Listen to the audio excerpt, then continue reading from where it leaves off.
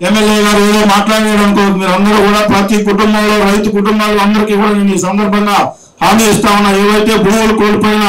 కుటుంబంలో ఉన్న ప్రతి యువకుడికి మీరు కూడా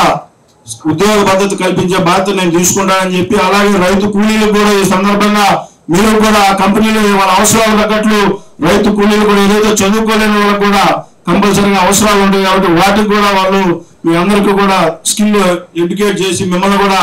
వాళ్ళ కంపెనీలో ఉపయోగపడే విధంగా తీర్చిదిస్తారని చెప్పి ఈ సందర్భంగా తెలియజేసుకుంటూ మనందరం కూడా ఒక మంచి కార్యక్రమం. ఈ రోజు బయట వాళ్ళు చెప్పవచ్చు ఉద్యోగాలు ఎవరు ఈ పొలాలు తీసుకున్నాక ఏదో చెబుతారు. నేను కంపల్సరీగా మీ అందరికి కూడా హామీ ఇస్తున్నా, ప్రతి సందర్భంలో చెబుతా ఉన్నా. ఇక్కడ ఏవైతే పరిశ్రమలు వస్తున్నాయో మనందరికి కూడా శుభ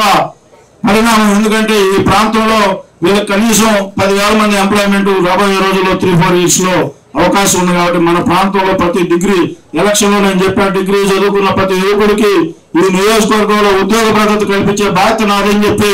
ఆ రోజు ఏదైతే చెప్పామో తప్పనిసరిగా ఈ ప్రాంత యువకులందరికీ కూడా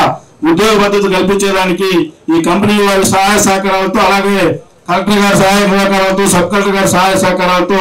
కంపల్సరిగా మీ అందరికీ ఉద్యోగ భద్రత కల్పిస్తానని చెప్పి ఇండోసోల్ పరిశ్రమ ఈ రోజు కొత్తగా స్టార్ట్ అయినా కూడా ఈ రోజు ఇటువంటి కార్యక్రమం వస్తే కంపల్సరిగా మీకు కూడా గ్రామాల్లో ఒక పాజిటివ్ వాతావరణం వస్తుందని చెప్పి నేను ఆశిస్తూ